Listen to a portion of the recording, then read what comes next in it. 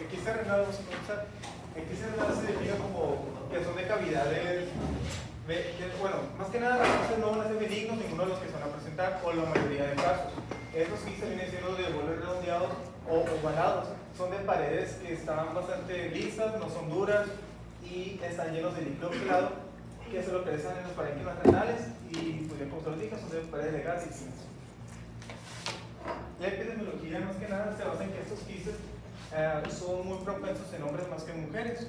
Tiene una prevalencia de los 40 años de un 5 o un 10%, y entre más se vaya avanzando, más probabilidad hay. Entre los 50 años hasta el 50%.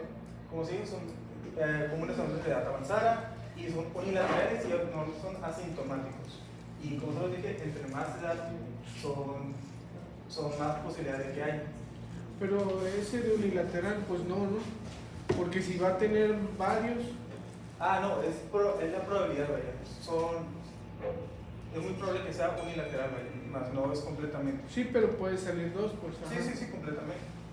Ok, también.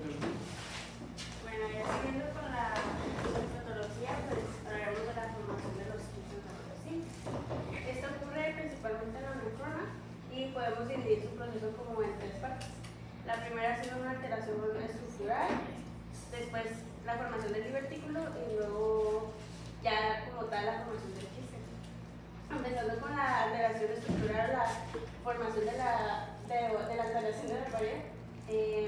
Sabemos que, bueno, la pared de los túbulos tiene resistencia gracias a la membrana celular, especialmente a las fibras de colágeno y elastina. Cuando ocurre una alteración en estas fibras, va a hacer que la pared ceda ante presiones internas.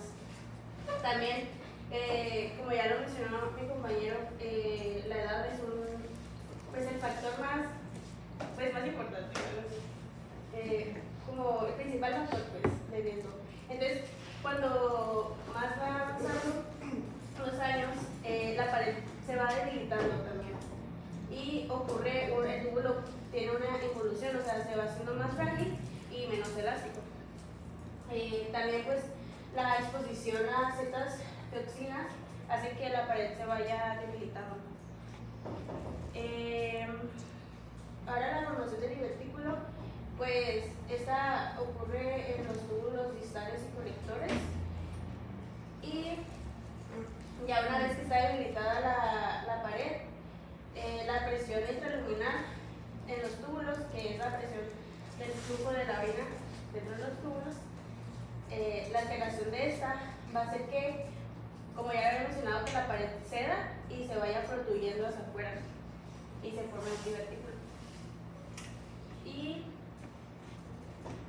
ya, pues por último, pues ya la formación como tal del quiste, que esta se cree que la expansión del quiste, o que se vaya haciendo más grande, está favorecida por una obstrucción urinaria, que esta va a aumentar la presión hidrostática dentro del quiste y va a forzar su crecimiento, y también la conexión que tenía este divertículo con el túbulo original se va a hacer más estrecho y eventualmente se va a separar, ¿no? Y también las células que representan el epitelio del quiste van a seguir filtrando y secretando líquido, y este líquido va a hacer que la presión dentro del quiste vaya aumentando y le dé una resistencia, y también que vaya aumentando su tamaño conforme va pasando el tiempo. Como una bomba.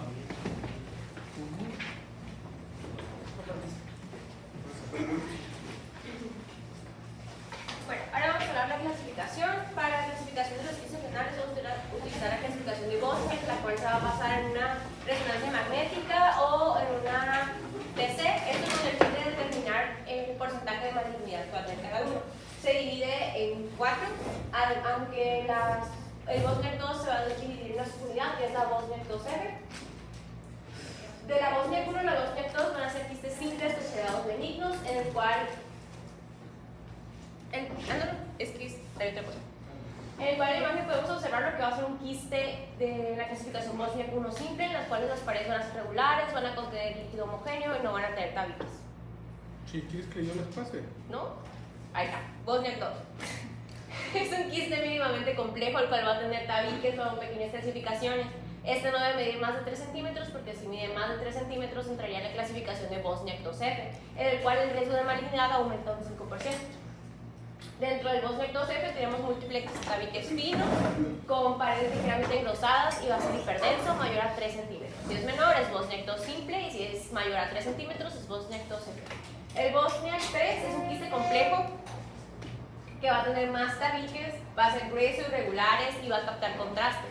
Además de que va a haber calcificaciones macroscópicas e irregulares. El Bosniak 4 es un quiste claramente maligno, con un riesgo de malignidad mayor al 80%. Su manejo va a ser a través de una cirugía. Este es un Bosniak 4. Es claramente maligno, tiene las características del Bosniak 3, además de que va a contener nódulos sólidos y definidos junto a la pared. Entonces, esa clasificación, ¿cómo se hace? A través de una resonancia magnética o una TIC. Y es dependiendo del contenido de cada quiste. Sí, la descripción más clásica es de tomografía, ¿no? Porque también calcificaciones, se mencionan algunas calcificaciones, creo que no, sí, por ahí, Sí. por ejemplo, de las 3. Y las calcificaciones no las vamos a ver por resonancia magnética, entonces clásicamente es por tomografía, ¿no? Por ejemplo, por ultrasonido podríamos ver un Bosniak 1, ya todo lo demás, en realidad no habría necesidad, si es un quiste simple, de querer caracterizar mejor ese quiste para ver qué Bosniak es, cuando es uno. Si ya se empieza a ver un quiste complejo, ya ahí es cuando sí se hace una tomografía contrastada para poder caracterizar y saber bien qué es, ¿no? Muy bien. Entonces el cuadro clínico, la verdad es que, ¿verdad, Eduardo? Los quistes, cuando son mínimos, no nos van a ser asintomáticos y los vamos a encontrar más que nada por accidente, excepto cuando estos llegan a crecer o llegan a tener ciertos síntomas. El más importante dolor característico va a ser dolor lumbar o en los flancos, que es un dolor muy característico y muy, ¿qué decías ayer, Agustín? Muy doloroso. De lo más fuerte dentro de la práctica.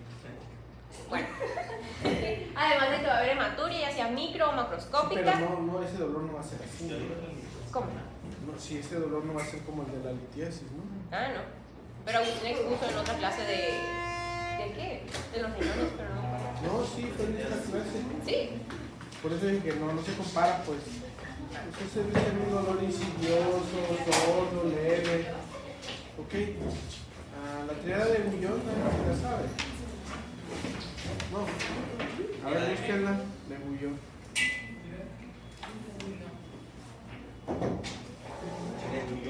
Gullón. Sí. Ah, Gullón con G. Sí.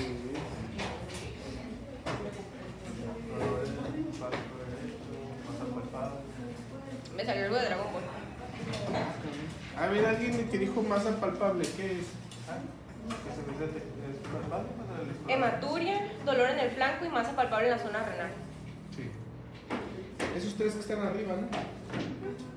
Bueno, antes de que ella diga, esa triada, ¿de qué creen que puede hacer? ¿O qué sugeriría? ¿Qué nos obligaría a descartar? No. Otro, alguien que quiera también intentar adivinar, que también tenga ictus. ¿Qué otra cosa pudiera ser? Un tumor. Un tumor, muy bien. Yo lo dije primero. Sí, no, o sea, nos obliga a descartar un cáncer, ¿no? Pero fíjate, a ver, repítela por favor. La triada. Sí. El dolor, hematuria y masa palpable. La masa palpable es solo cuando el quiste es muy grande. Sí. Bueno, ¿qué más? Hipertensión arterial, infección, ruptura.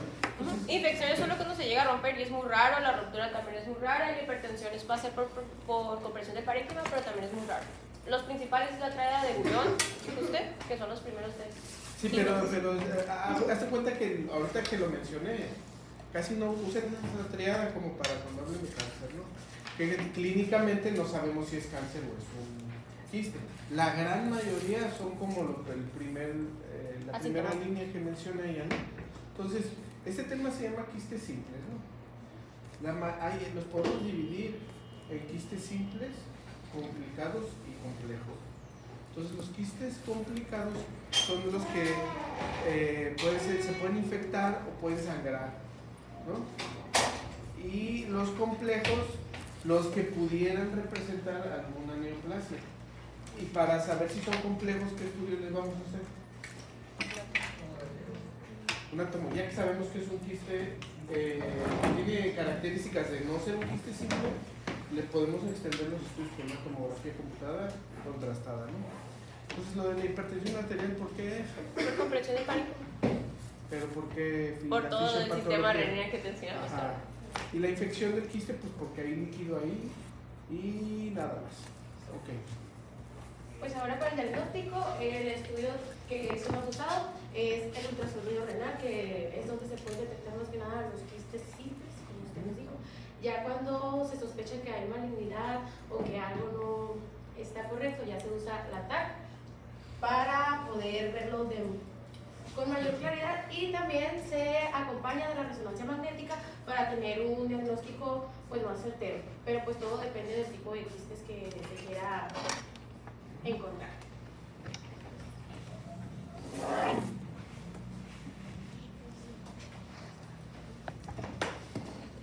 Bueno, pues para comenzar con los hallazgos de los quistes simples, pues estas son las características radiográficas que debe tener cada uno.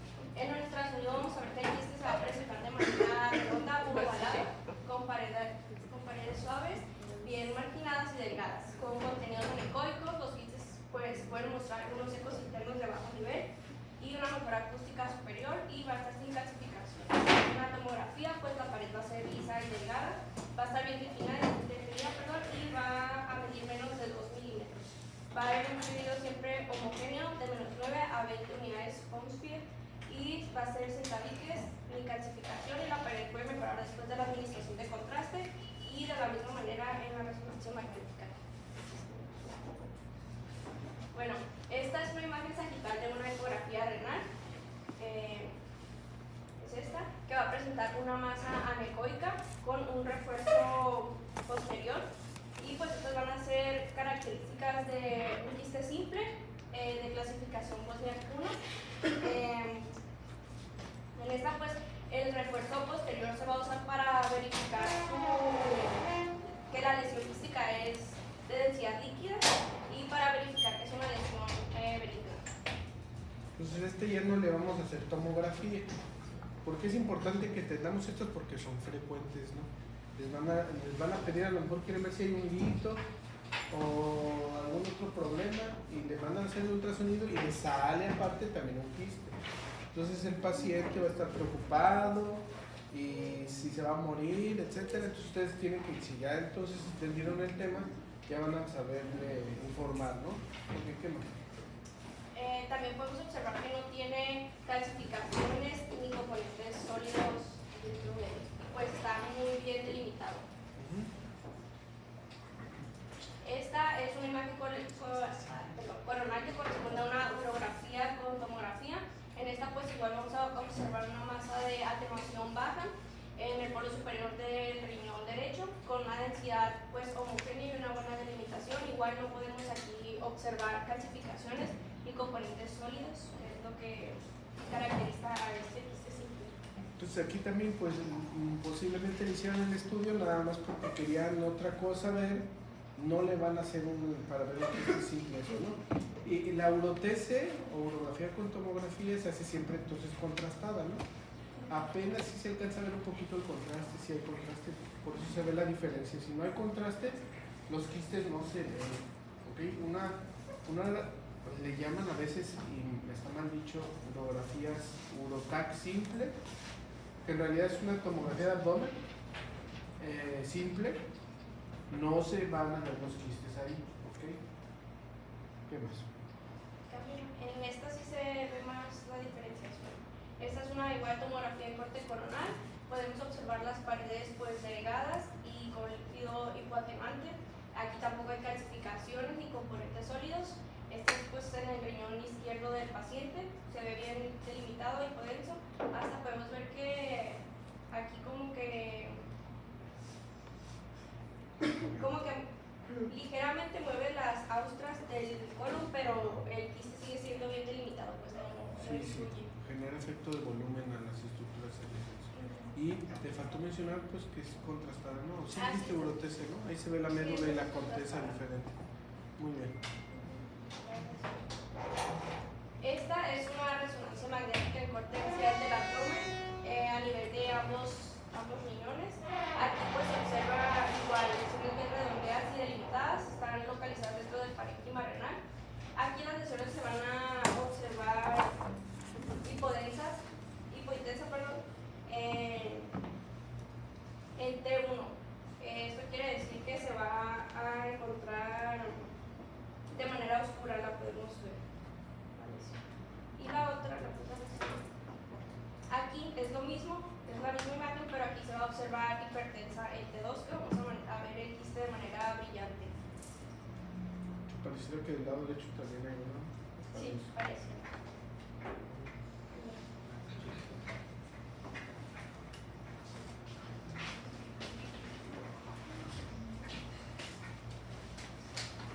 Pues para los quistes simples, el paciente presenta dolor, se busca la aspiración percutánea y darle tratamiento para el dolor. Si no, si el paciente no tiene dolor y no requiere tratamiento porque es asintomático y muchas veces no se les da seguimiento porque como son quistes simples, pues no lo requieren. Ya si el quiste es otro tipo de quiste, pues ya sí se evalúa para ver si se puede llegar a un deslizamiento laparoscópico. Pero no es en todos los casos, sino dependiendo del tipo de quiste que tenga el paciente.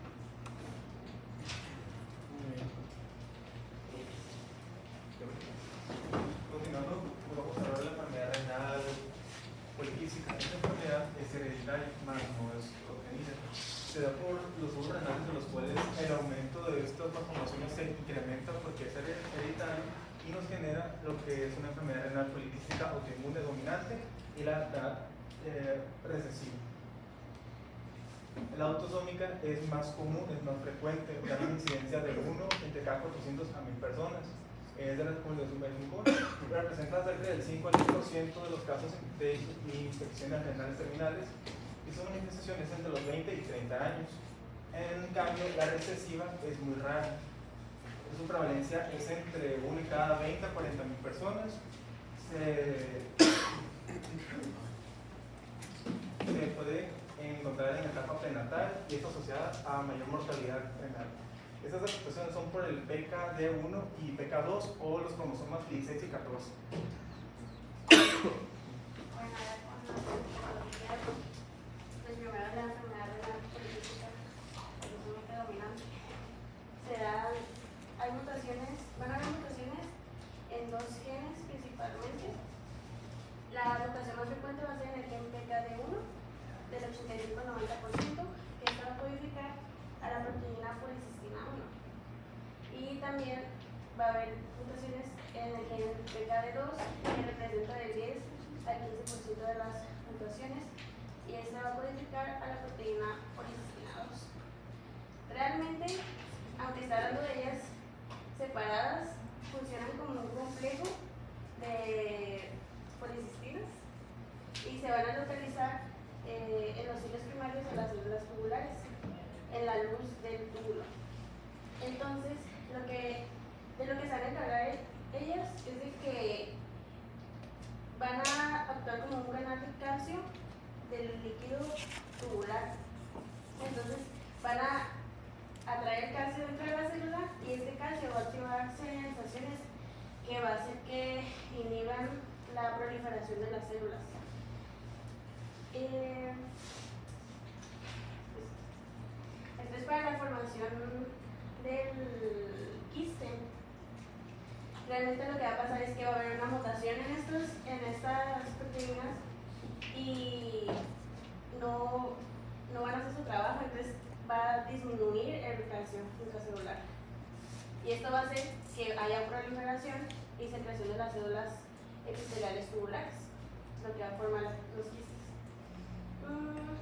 También los mediadores del quiste van a aumentar la secreción de líquido y van a seguir con la inflamación de este, y también la interacción de las células epiteliales y con la matriz extracelular van a también contribuir a la formación de los quistes y a la fibrosis intersticial y a la progresión de esta enfermedad. Sin embargo, aunque haya una mutación, cuando hay una mutación de estos genes, pues están en todas las células, ¿no? Pero realmente no en todas las células se va a formar un quiste. Lo que tiene que pasar es que tiene que haber una mutación espontánea o somática para que en esta célula se forme el quiste. Luego, siguiendo con la enfermedad renal poliquística autosómica recesiva, las mutaciones solo se van a dar en un solo gen, que es el PKHD1, que este gen va a codificar a la fibrocistina o poliductase, que esta todavía no está tan estudiada, pero se dice que está junto con las policistinas y realmente esta va a interactuar con la policistina 2 y básicamente para la formación de los quistes van a tener el mismo mecanismo. ¿Puedes regresar? Pues este está más resumido, donde van a haber mutaciones en la policistina 1, 2 o en la fibrocistina, y estos van a causar alteraciones en la detección mecánica de los hilos tubulares y en alteraciones en el flujo de calcio, lo que va a ocasionar alteraciones de crecimiento y la diferenciación del epitelio tubular, y esto va a producir una matriz extracelular anómala, proliferación celular y secreción de líquidos, lo que ya va a formar el quiste. Bueno, entonces, como hace un momento les estaba hablando de la clasificación de Bosnia, eso también se va a utilizar en la enfermedad renal poliquística, pero solo para la dominante. Otra forma de clasificarlo va a ser el patrón de herencia, que como mencionaron mis compañeros, se va a dividir en recesiva y en dominante. Siendo recesiva, cuando necesitamos que se manifiesten ambos genes de los padres, es muy rara y se va a presentar en niños. Como ya mencionaron mis compañeros, afecta el gen PKHD1, mientras que la dominante es la más frecuente, suele ser en adultos y es a través de los genes PKD1 y PKD2. Esta es la clasificación según el patrón de herencia. Pero tenemos la clasificación de Mayo. ¿Sí está bien esa clasificación? ¿Sí está bien? No lo conozco. Bueno, todo está mal.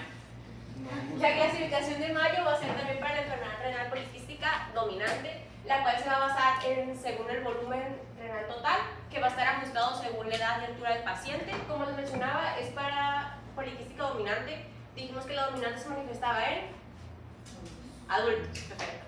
Entonces no es para pacientes menores de 18 años, entonces no es para pediátricos. Esta se va a calcular mediante el volumen renal total, mediante una resonancia magnética o una TC. ¿Algún voluntario que diga cómo se saca el volumen?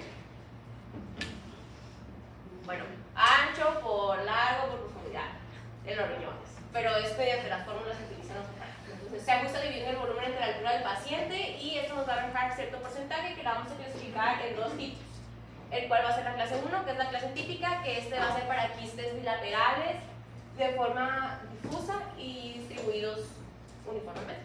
La clase 2 es la típica, que es la rara. En la clase 1 se va a dividir de los tipos A a los tipos B y se clasifica según el crecimiento y en base a esto se da un pronóstico. Otra clasificación que también es para la clasificación según la función renal la vamos a utilizar para ambas enfermedades, se utiliza para cualquier enfermedad relativa al riñón.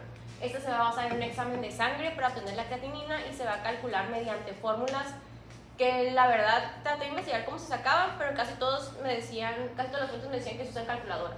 Y por ejemplo aquí me usé de ejemplo a mí, en la que supongamos que yo tuve una creatinina sérica de 0.7, entonces en base a mi sexo, en base a mi edad, se sacaba, ese era el resultado. Entonces escogíamos una clasificación según el resultado obtenido. El resultado obtenido fue de 127. Entonces 127, ¿en qué clasificación entraría?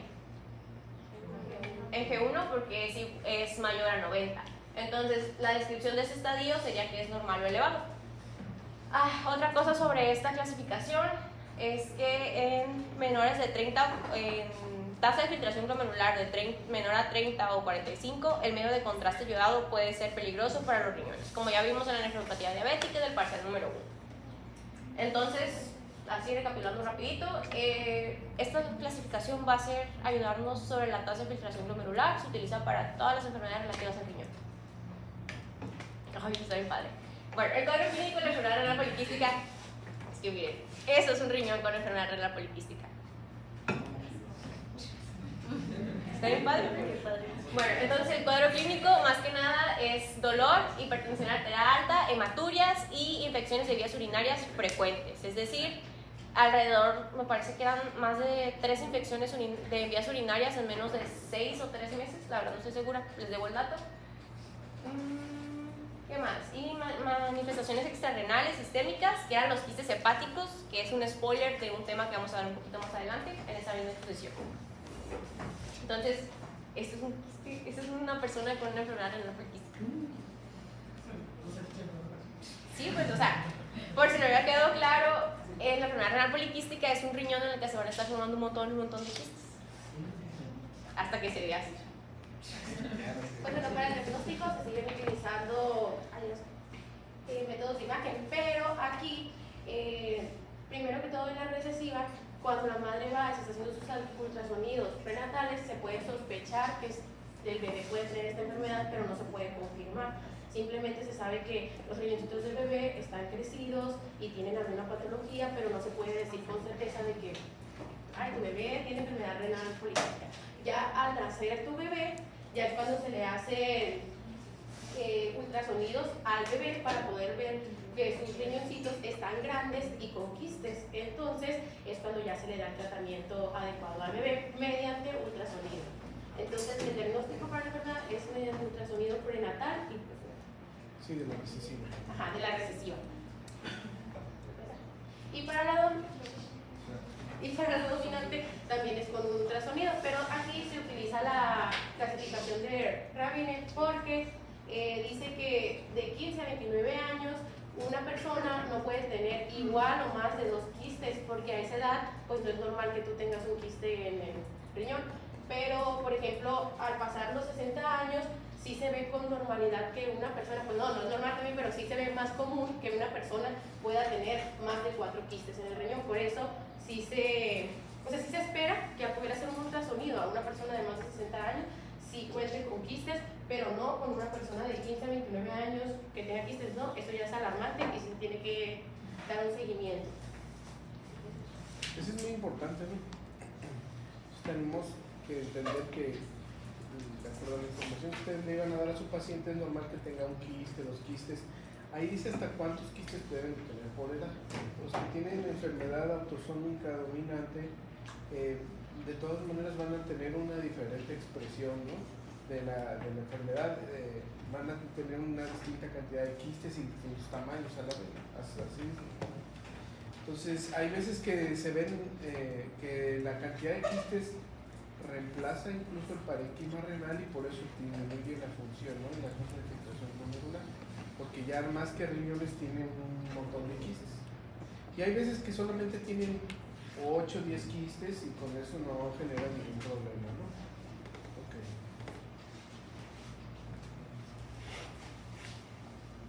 Bueno, estos son los hallazgos de la enfermedad poliquística autosómica dominante.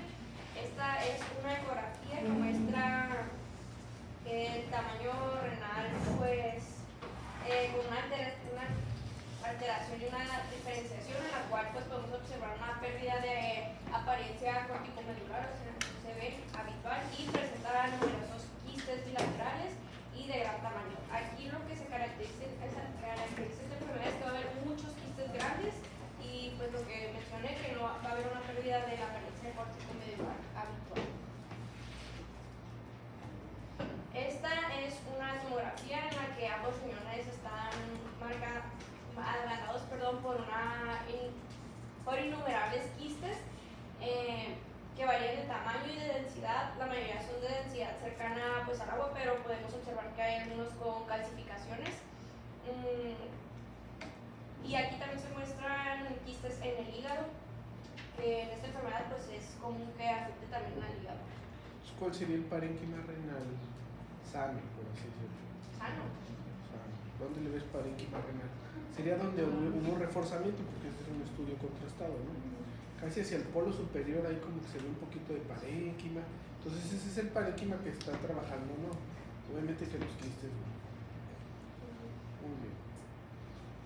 Esta es otra, igual muestra los riñones agrandados, compuestos por muchos quistes, y también se van a identificar formaciones quísticas pues aquí en el parénquima del hígado.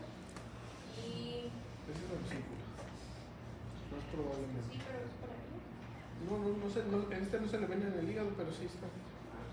El chiste son los quistes ahí en el riñón, ¿no? Están grandes. Todo lo que está así son relitos. Sí. Debe ser como el tamaño del hígado, es cada uno de esos. Esta ya es una resonancia, pero de la autosómica recesiva. Esta pues resonancia de abdomen en el plano coronal, hay un aumento bilateral del tamaño de los quistes, de los riñones, perdón, con una pérdida de diferenciación corticomedular, el parénquima renal del hipertenso en T2, reflejando numerosos quistes, pero aquí son más pequeños los quistes, que es lo que caracteriza a esta enfermedad por ser más pequeños. En consecuencia, a T2 del parénquima renal muestra una hiperintensidad difusa por múltiples imágenes lineales y puntiformes, lo que se va a generar un patrón que se llama patrón estrado-radial, que es como se ven los riñones, las líneas. Y esta es la misma, solo que es el plano axial, pero también hay un aumento de los riñones.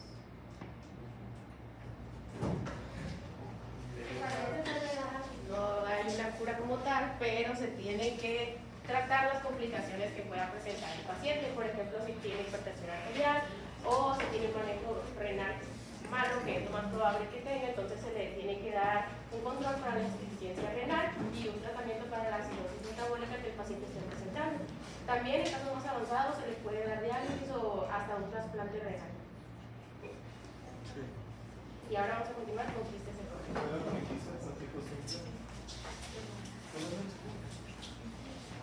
Se da una lesión quística en el hígado de origen congénito, el cual por malformaciones del conducto biliar posterior, estos tienen contenido claro y son de pérdida segregada normalmente. Su epidemiología, como se los he comentado en el anterior, es más en hombres, pero esto viene siendo más en mujeres. Es una prevalencia poblacional de 2 al 7% y con esas solteras y asintomáticas. Igual, entre más edad, pues son más comunes que se observen. Bueno, pues tenía duda porque realmente mi compañera Nancy dijo que una complicación de los quistes renales eran los quistes hepáticos. Pues no, Pero, no, o sea, complicación no, que es yo una había- asociación. Ajá, Pueden- pero yo había visto que la que se asociaba era la enfermedad hepática poliquística. Entonces, A ver, ¿cuál y cuál? Es que está la enfermedad renal poliquística, la del riñón, y está la hepática poliquística. Ajá, Sí. entonces yo había visto que esa sí se asociaba con la enfermedad renal poliquística. Sí. Porque en el caso de los quistes hepáticos simples casi no encontré información de cómo se formaban. Pero miré que se consideraba que su origen era congénito y que durante el desarrollo embrionario, mientras la formación del hígado normal, los conductos biliares se tenían que unir al árbol biliar, pero había conductos que no se podían unir y estos conductos que quedaban aislados iban a formar estructuras llamadas microartomas biliares y se creía que los quistes hepáticos eran la dilatación de estos microartomas y que conforme pasaba el tiempo pues empezaban a secretar líquido y expandirse. El contenido de estos quistes pues es un líquido claro, similar al plasma y que carecía de tristis, amilasa o células inflamatorias.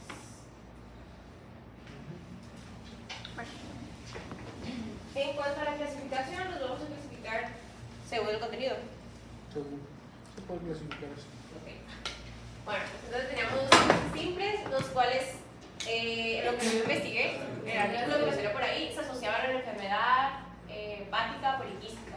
Van a ser, según el ultrasonido, anecoicos de pared fina y lisa, con un refuerzo acústico, es decir, los vamos a ver como una burbujita. Además de que estaban los hemorrágicos, que también se asociaban a dicha enfermedad hepática poliquística, los cuales, como su nombre lo dice, van a contener sangre, van a ser hiperdensos en una tomografía y no van a aterrearse, es decir, cuando estamos utilizando contraste no van a absorberlo. ¿Sí? Y los idiáticos, estos son por enfermedad parasitaria. Entonces se ven con un montón de bolitas adentro.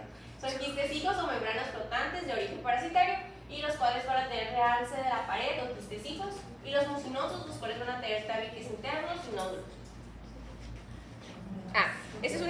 obviamente lo hice con inteligencia artificial porque no encontré imágenes de riñones, ni siquiera de anatomía, digo, de hígado, ni siquiera de energía de patología. Entonces, como nos decía, los quistes simples, cuando estemos viendo la resonancia, los vamos a ver como una sola bolita ahí, como una burbujita. Los hemorrágicos, vamos a ver el refuerzo, el líquido, no, bueno, no lo vamos a ver como tal, pero se va a ver una diferencia en el contenido. Y mis favoritos, los idiáticos, se ven por un montón de bolitas. Idiáticos. Idiáticos. Bueno, Los idiáticos casi en México no son muy raros. Sí, son de otros países, ¿no? Pero sí, pero eso sí van a encontrar en todos los libros de medicina, los quistes idiáticos. Siempre se mencionan, pero no hay. Sí, pues son un cuento mágico. Sí, como el Santa Claus, que nadie lo ha visto, pues. Pero ahí está. Pero todo el mundo dice que existe. Pues, ajá. Entonces tenemos. No, sí existe, pero pues ya no hay. ¿Qué? Como los quistes idiáticos. Idiáticos, sí. Bueno, entonces tenemos la clasificación de Gigot, que es para la poliquitiosis hepática, que era lo que les mencionaba. Traté de centrarlo mucho en la enfermedad hepática poliquística, porque estaba relacionado con la enfermedad renal poliquística. Entonces, esta se va a basar en una TC, una resonancia magnética, es exclusivo para la poliquitiosis hepática, es la principal manifestación fuera del riñón, pero como mencionó el doctor y como mencionaron Natalia, van a estar asociados. Si se manifiesta una, es más probable que se manifieste la otra. Lo ¿O más a qué se probable refiere es con que siempre asociados? haya predominio de una. Puede ser más hepática que renal o más renal que hepática, mucho más frecuente la renal. Pero de hecho en uno de los ejemplos que dieron había unos riñones poliquísticos y había unos quistes en el hígado también. Eso es lo más común, que por lo menos se manifiesten algunos quistes más, ¿no? Bueno, esta clasificación se va a basar en la cantidad de quistes que hay. Es un tipo 1 si hay menos de 15 quistes, y es un tipo 2 si hay un montón, o sea, si hay más de 15, pero si ya hay demasiados y todo el hígado se mira como los riñones que les enseñamos ahorita, ya se clasifica como un tipo 3, que es una afectación masiva. El cuadro clínico, también estos quistes son asintomáticos, a menos que, como les mencionaba, entre una clasificación de tipo 2 o tipo 3, que son raras, en las cuales va a haber dolor, va a haber masas palpables en el hígado, que otra vez estas son muy extrañas, va a haber saciedad precoz y náuseas y vómitos. El estudio de elección para poder detectar un quiste es un ultrasonido, también como en los quistes renales, pero te ayuda en la detección de quistes, más es muy difícil que puedas saber qué tipo de quistes estás viendo por un ultrasonido, entonces... Pero sí, pero los simples sí, ¿no? Sí, los simples, No se nos olvide que ese es el tema, de hecho, y sí, ¿no? Ajá, los simples sí, entonces ya luego puedes apoyarte de una tomografía, que obviamente también si en los ultrasonidos que son simples, en la tomografía más vas a saber que sí es un... Sí, pero no simple, tendría pero es caso, más... ajá. Ajá. O sea, no tendrían por qué ser una tomografía, dijimos, ¿no? Igual lo mismo con los riñones, con los del hígado. Si estamos viendo que es un quiste simple, no ocupa otro estudio para ver ese quiste. Más que lo que son. Pudieran ustedes querer darle vigilancia a esos quistes, se puede hacer por ultrasonido, pero normalmente se entiende que la tomografía se reserva para los casos donde estos quistes no son simples. Y también porque es el que más puedes encontrar en una institución pública de salud del ultrasonido, que es más difícil que puedas hacerte una tomografía y una resonancia magnética. Sí. Entonces, a ver, nada más para recapitular algo. A ver, el público. ¿Qué características tiene por ultrasonido un quiste simple? Ya sea hepático o renal. Anecoico, Bordes simples, con reforzamiento, ¿y qué más? bordes simples, bien definidos.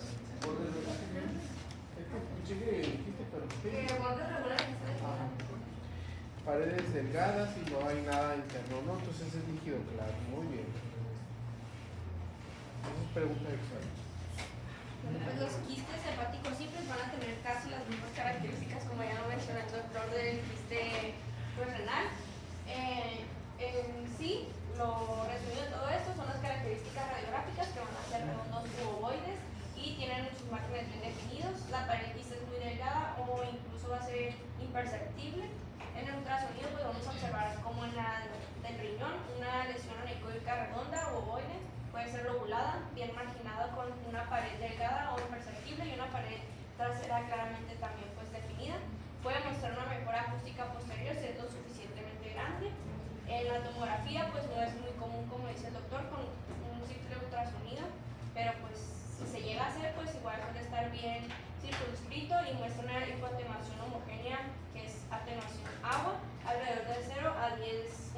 Bronskier y la pared suele ser imperceptible. Y en la resonancia magnética va a seguir la intensidad de la señal del agua en todas las secuencias, ya sea T1, T2 o T1C. Sí, tengo una contrapuesta. Bueno, pues esta es un quiste hepático simple, lo podemos observar anecoico, redondeado o ovalado. Su pared es fina, tiene sus márgenes bien definidos, no tiene ecos internos, ni septos, ni nódulos, ni ninguna calcificación o componente sólido, y se puede observar un pequeño refuerzo acústico, que es el aumento de brillo que está atrás del quiste.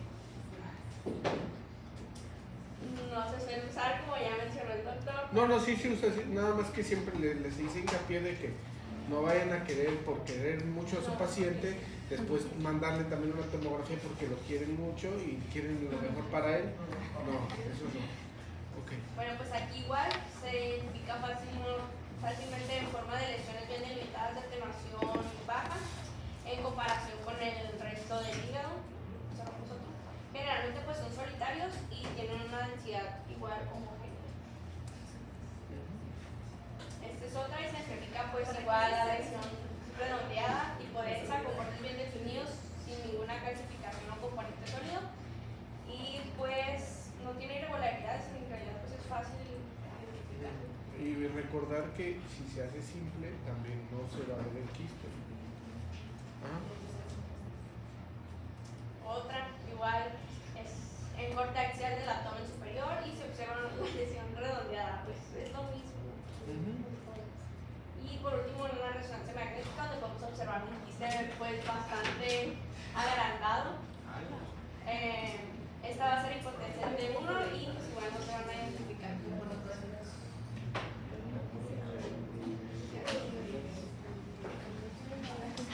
Igualmente, como por las especialidades, tampoco se necesita tratamiento si el paciente es asintomático y se da tratamiento por las consecuencias que puede estarle provocando, por los síntomas que puede estar pues liberando este quiste hepático, y ya si el paciente presenta dolor, se utiliza la aspiración percutánea, y ya pacientes que están de más gravedad, ya se podría hacer una cirugía, pero son en casos muy extremos. Sí, normalmente no. Y se acabaron los 3 temas. Muy bien.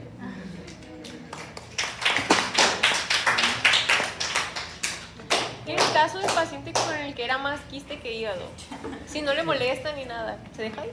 No, normalmente ya eso sí se opera. Sí, por efecto de volumen precisamente. Hay diferentes